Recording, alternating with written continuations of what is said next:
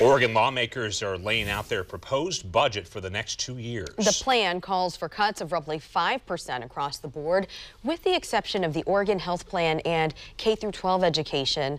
Lawmakers also want to set aside 2% of the budget for a rainy day fund instead of the required 1%, saying the goal is to create long-term sustainability and to guard against any future economic downturns. The state is expected to bring in $20.6 billion in revenue, which is higher than initial predictions, but it still won't be enough to fully fund all state programs and services. One of the top priorities in the proposed budget is K-12 education in the state of Oregon.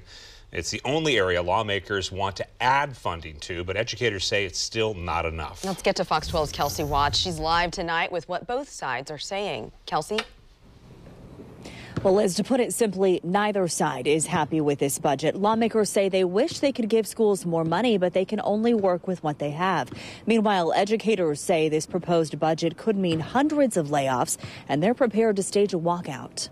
I am a fourth grade teacher at Rosa Parks Elementary in North Portland. It's a frustrating day for Oregon teachers who are just seeing the new numbers proposed in the state budget for education.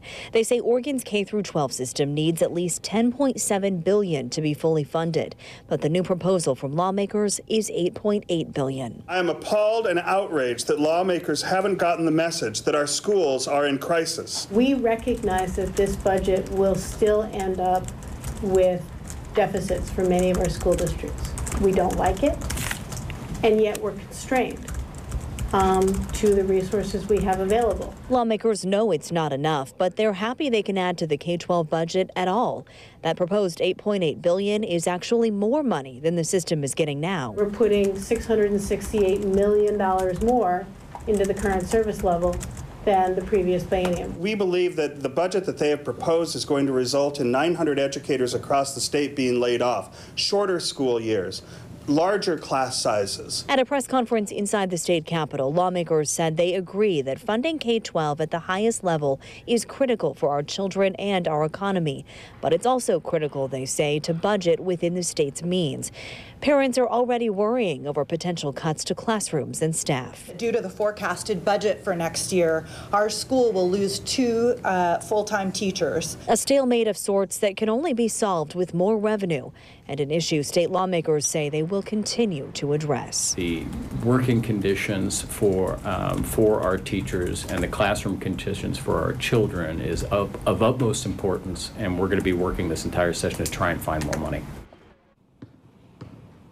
The Oregon Education Association is urging teachers and other support staff to take action on May 8th to draw attention to this issue. They say that could mean a walkout or another form of activism.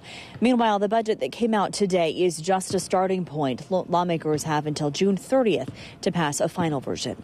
Live in Northeast Portland tonight, Kelsey Watts, Fox 12 Oregon. Thanks, Kelsey. Well, we've been talking about that measles outbreak that's going